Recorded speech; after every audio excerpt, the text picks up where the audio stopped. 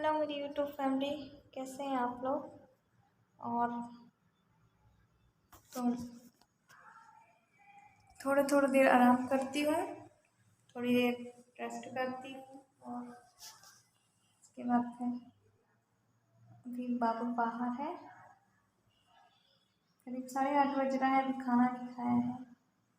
और जैसा कि आपको पता है मेरे पास सिर्फ एक ही किडनी है जो मुझे चलानी है बहुत टाइम तक। तो डॉक्टर ने कुछ रूल्स ही बताए थे कि आपको अपनी किडनी का ख्याल पहले से ज़्यादा अब रखना है और आपकी एज भी कम है, तो इस हिसाब से आपको काफ़ी टाइम तक बहुत अच्छे से ख्याल रखना है और इसको आगे तक चलाना है। जिस हिसाब से उन्होंने मेरी एज देख के बताया था, तो कुछ नहीं, आंखें दुख रही हैं इस वजह से मैं इस और अभी मैंने कुछ ये बादाम काजू मंगाए हैं, इसमें कि मैं एक एक सुबह शाम लूँगी तो शायद मुझे थोड़ी सी कमज़ोरी मेरी दूर होगी। और ऐसा नहीं है कि मुझे अपना ख्याल रखना है और मैं रखूँगी।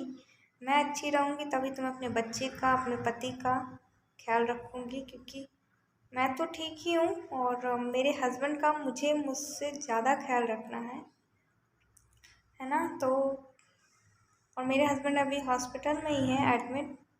और अब उनको एक गुड न्यूज़ है आप लोगों के लिए, उनको अब आईसीयू से बाहर कर दिया है रूम में, क्योंकि सब कुछ बेटर है और पहले से ज़्यादा वो खाना भी खा रहे हैं, मतलब भूख अच्छी लग रही है, यूरिन उनकी अच्छी जा रही है, क्रिएटिनिन लेवल लगातार अच्छा आ रहा है।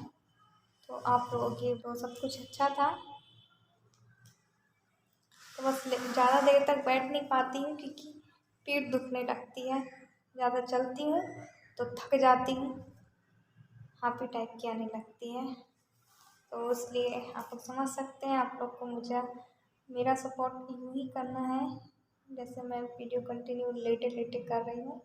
और ये मैं खुद एडिटिंग कर रही हूँ, खुद वीडियो अपलोड करती हूँ और खुद से अकेले कर रही हूँ। तो सारा सब कुछ मैं अकेले कर रही हूँ और ऐसा नहीं है कि दिन भर मोबाइल देख रही हूँ या कुछ ऐसा नहीं। जब थोड़ा बहुत टाइम मिलता है तो वीडियो कंटिन्यू करने लगती हूँ थोड़ी थोड़ी देर में, इसलिए। और थोड़ी थोड़ी देर में फिर एडिटिंग करती रहती हूँ, जिसमें आपको मेरी शुरू से लेकर लाइफ स्टाइल पता चली है मेरे साथ। आप, क्योंकि आप हमारी फैमिली हैं, आप हमारे पास नहीं है तो क्या हो गया, मैं आप तक अपनी बातें तो पहुंचा ही सकती हूँ। तो मैं इसीलिए आप लोगों से बातें करती हूँ और अपनी जो भी मैं है मेरी ज़िंदगी में वो शेयर करती हूँ, ताकि आप लोगों को भी अच्छा लगे, है ना।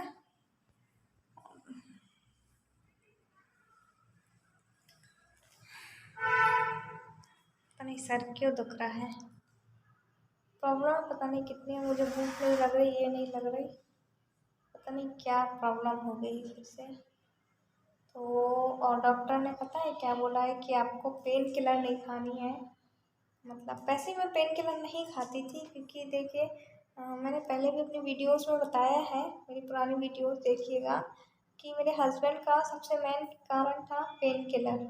पहले उनको फीवर हुआ, फिर हैवी डोज की गोलियाँ हुई, मेन कारण है पेन किलर। उसके बाद फिर बीपी बढ़ा हुआ था, बाद में हमने चेक करवाया।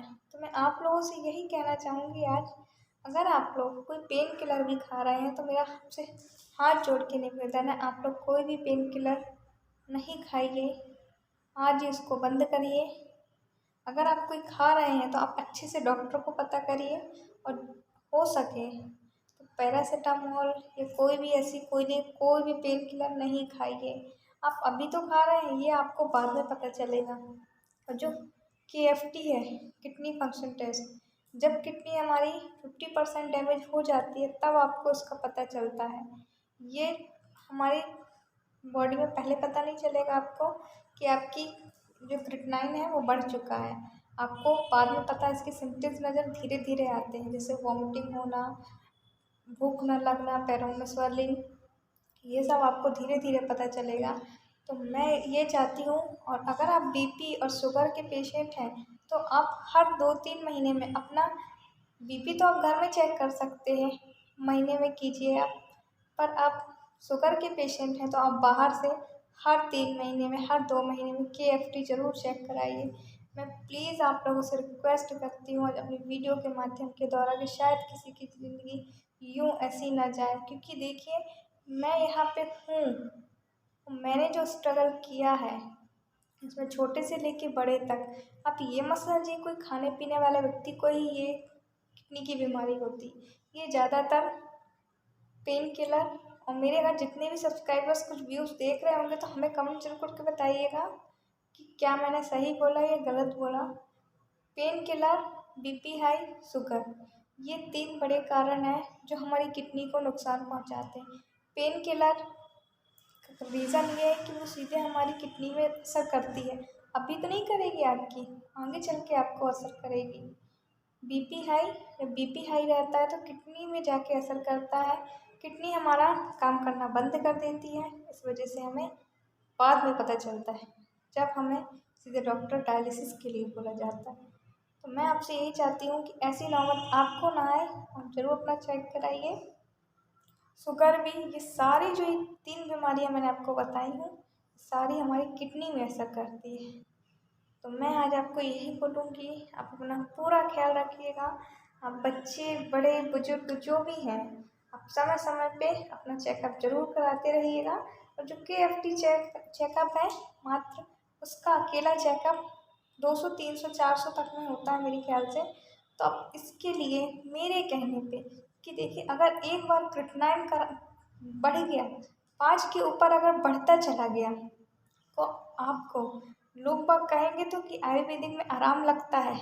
आयुर्वेदिक में आपको आराम लगेगा 1 साल 2 साल, उस चीज़ को दबा दी जाएगी। जो मान रहे हैं ना, मतलब किडनी की बीमारी, आपका क्रिएटिनिन सिरप 5 के ऊपर चला गया, अगर आपने उसका इलाज नहीं कराया, आप आयुर्वेदिक में बहुत विश्वास कर रहे हैं और आप आयुर्वेदिक ले रहे हैं, तो आप सोचेंगे चलो आयुर्वेदिक में, तो आयुर्वेदिक का उस 1-2 साल तो आपका ठीक रहेगा, आपको कोई असर नहीं पड़ेगा। बट आयुर्वेदिक तो और भी नुकसान पड़ती, ये तो बढ़ता चला जाता, बढ़ता चला जाता, लास्ट में आपको डॉक्टर बोलेगा आप डायलिसिस कराइए। तो मेरी 5 तो फिर भी बहुत है, ये तो हमारी बॉडी के ऊपर 1 पॉइंट से भी ऊपर नहीं जाना चाहिए। और ये आपको तब पता चलेगा, आपको जब सिम्पटम्स नज़र आएंगे जब आपकी किडनी 50% डैमेज हो चुकी, आई एम श्योर। और क्योंकि देखिए किसी को भी पता नहीं चलता है, आप चेकअप कराने जाते हैं और आपका क्रिएटिनिन बढ़ा हुआ रहता है, आपको नॉर्मली सी बुखार आएगी, आप पेन किलर खुद से ले लेते हैं। और ये हमारे देश में जो आज के लोग हैं, नौजवान युवा पीढ़ी, क्योंकि देखिए मैंने दर्द सह चुकी हूँ, ये सारे लोग आजकल यही करते हैं कि बस कुछ दर्द हुआ हमने पेन किलर खा लिया। प्लीज़ देखिए मेरे रोंगटे खड़े हो रहे हैं, आप पेन किलर बिल्कुल भी मत खाइएगा। अगर आप बीपी के पेशेंट हैं, बीपी की दवाई समय पे लीजिएगा, प्लस KFT चेक ज़रूर कराइएगा। शुगर के पेशेंट हैं, शुगर चेकअप कराइएगा, और शुगर की मेडिसिन समय पे लीजिएगा। इससे भी KFT का चेक कराइए। मैं आपको यही बोलूँगी कि देखिए ये आजकल बीमारी उभर के, ये किडनी की बीमारी मुझे लगता है 100 में से 60-70% लोगों के साथ हो ही रही है। क्रिएटिनिन बढ़ा हुआ, घटा हुआ, तो ये 3 मेन रीज़न है। मैं आपको बार बार इसलिए रिपीट कर रही हूँ ताकि मेरी माध्यम से काफ़ी लोगों को पता चले। मेरी वीडियो हो सके तो शेयर ज़रूर करिएगा। और ये चीज़ मेरे साथ हुआ है, उम्मीद करूँगी आज की वीडियो आपको अच्छी लगी हो। अच्छी लगे तो लाइक करना और शेयर ज़रूर करना, ताकि किसी की जान में ये हानि ना पहुंच सके। और बस आप लोगों से आज यही कहना है अपनी वीडियो के माध्यम के द्वारा। और प्लीज़ जो क्रिएटिनिन सिरप है वो हमारा 1 पॉइंट के ऊपर नहीं जाना चाहिए। कोशिश करिएगा KFT को हर 2-3 महीने में चेकअप कराइएगा, मेरे आपसे यही निवेदन। Bye bye.